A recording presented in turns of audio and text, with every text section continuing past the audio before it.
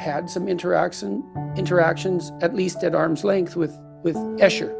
Oh yeah, yeah. So what I read was that you and your father had been interested in Escher's work, and you worked out with him the ever-ascending staircase, which, by the way, seems to me quite similar, especially to the music in Bach's Third Brandenburg Concerto, and I talked to a musician this week about how Bach managed to make this continual ascending spiral that never really goes up. That's true, there is a thing like that, yeah, right, yes. So, and then you sent the drawings of the staircase to Escher. Well, the story was a little bit longer than that, because I had been at this, I was a graduate student, I think in my second year, I can't quite remember, and I and a colleague went to Amsterdam to go to the International Congress of Mathematicians, which happened every 4 years. And at this congress, I happened to see one of my lecturers, and he had a catalogue which had one of these Escher pictures. And I thought, what on earth is that, you see? And he said, well, this exhibition in the Van Gogh Museum by this artist, M.C. Escher. Never heard of him before. I went to see the exhibition. I was absolutely blown over by these pictures. One in particular, I think, was called Relativity. And I came away thinking, gosh, that's amazing.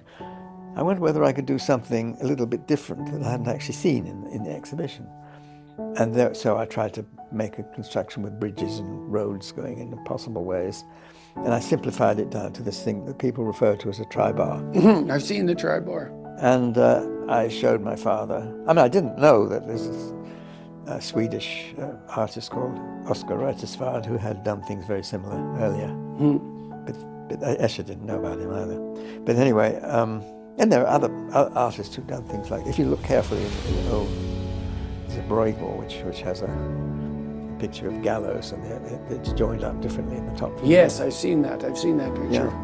So there are other people who had played with these ideas, but I hadn't quite seen it in Escher. And so my father and I wrote an article. He developed this. The staircase was his, actually.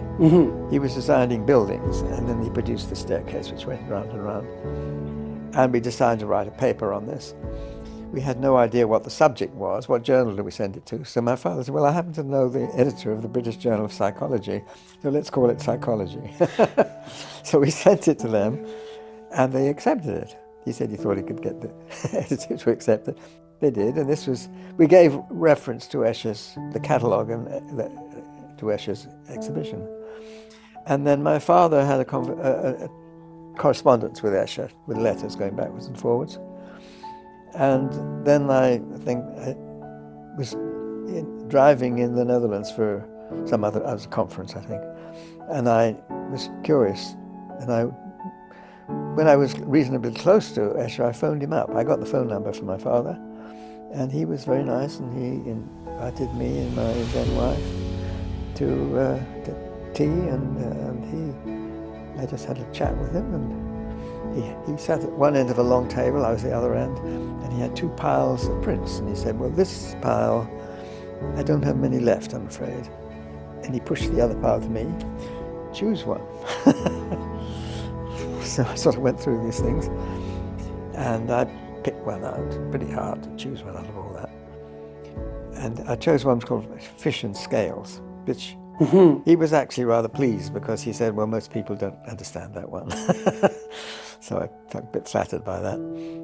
But I then gave him a set of little pieces of just one shape.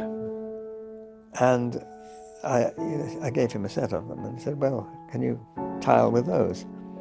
And then a little while later he wrote to me and said he'd seen how to do it, but he wanted to know what the underlying principle was.